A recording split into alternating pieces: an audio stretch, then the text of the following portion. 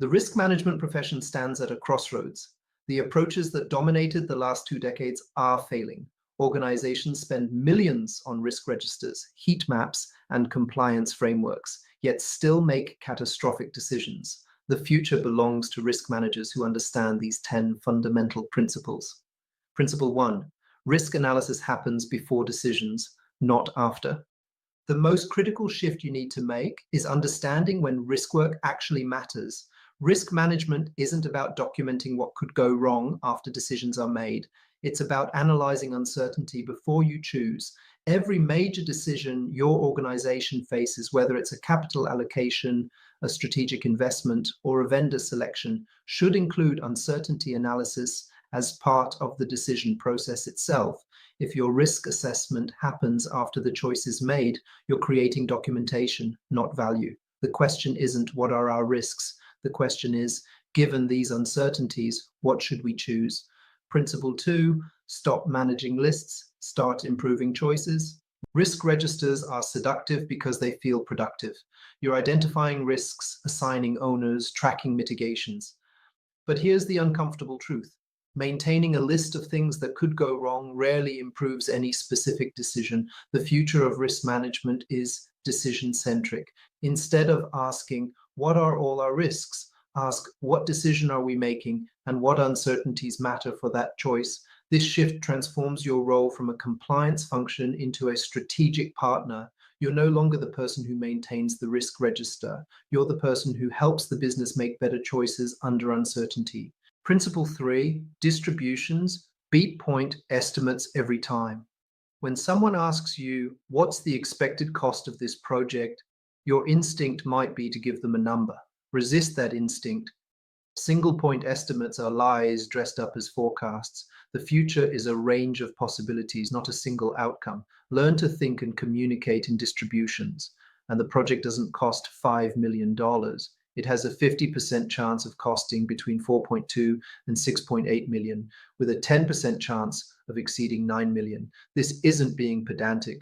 This is being honest about uncertainty, and it fundamentally changes how decisions get made.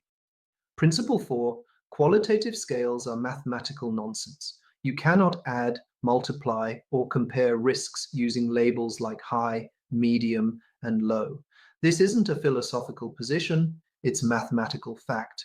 Risk matrices violate basic principles of measurement theory. They can't consistently rank risks, they're sensitive to arbitrary label choices, and research shows they often lead to worse resource allocation than random selection. Yet they remain the dominant tool in corporate risk management. The future belongs to risk managers brave enough to say, we're not using heat maps anymore, and replace them with actual analysis. Even simple scenario planning beats a 5x5 matrix. Principle 5, embrace quantification, but know its limits. The pendulum swings both ways. Yes, you need quantitative skills. Understanding Monte-Carlo simulation, decision trees, and probability distributions isn't optional anymore. But sophisticated modeling isn't always necessary. Sometimes a simple decision tree provides more value than a complex simulation if it's connected to an actual choice. The key is proportionality. Routine decisions need structured thinking about key uncertainties. Medium impact choices benefit from basic scenario analysis. Complex strategic decisions deserve sophisticated probabilistic modeling. Match your analytical approach to the decision's importance, but always analyze uncertainty before the choice. Principle 6, AI will amplify your impact or replace you. There's no middle ground here. Artificial intelligence is already transforming risk management, and the pace is accelerating. If your job is creating risk registers, writing risk descriptions, and maintaining compliance documentation, AI will do it faster and cheaper than you can. But if you use AI to generate insights, run simulations, identify non-obvious risks, and improve decision quality, you become incredibly valuable. The risk managers who learn to leverage AI for real analysis, not just documentation, will build teams that are 10 times more effective than traditional approaches. The choice is yours. Principle 7. Business knowledge trumps risk credentials. Here's something they don't tell you in risk management certification programs. The best risk managers aren't risk specialists, who learned about business.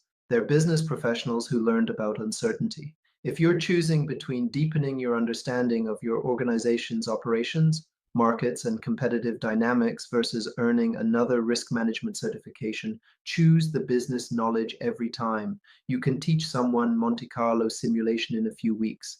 Teaching them 10 years of industry expertise is impossible. Your value comes from combining business insight with analytical capability, not from collecting credentials. Principle 8, culture beats process.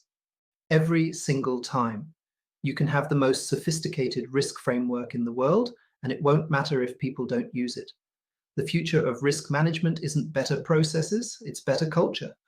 How do you build a culture where people naturally consider uncertainty before making choices? You make it easy, you make it relevant, you demonstrate value.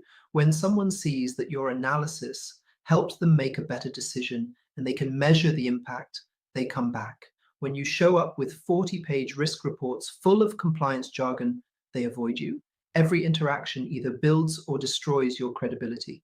Choose wisely. Principle 9, demonstrate value or accept irrelevance. This is harsh but necessary. If you can't point to specific decisions you've improved and quantify the impact, you're not creating value. The future belongs to risk managers who can say, we analyzed 3 strategic options with different risk profiles. The executive team chose option 2, and it resulted in 15% better returns than option 1 would have delivered. Notice what's absent from that statement. No mention of risk registers, no reference to frameworks, no discussion of compliance, just concrete business impact. That's the standard you need to meet. Principle 10, the profession needs disruption, not refinement.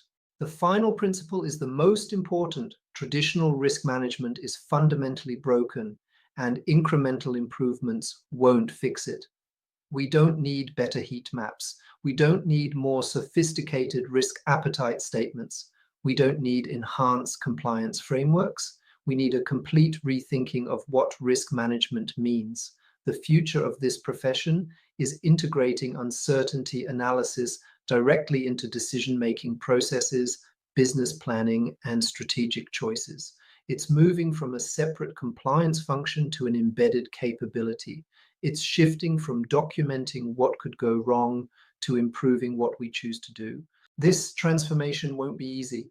You'll face resistance from auditors who want traditional deliverables. You'll encounter executives who expect heat maps because that's what they've always seen. You'll deal with consultants selling frameworks that perpetuate the problem. But the organizations that make this shift will make better decisions, allocate resources more effectively, and achieve better outcomes. And the risk managers who lead this transformation will be valued strategic partners, not compliance functionaries. The choice is yours. You can spend your career maintaining risk registers and satisfying auditors, or you can fundamentally improve how your organization makes decisions under uncertainty. Both paths are available. Only one creates lasting value. The future of risk management isn't about managing risks. It's about making better choices. Everything else is just documentation.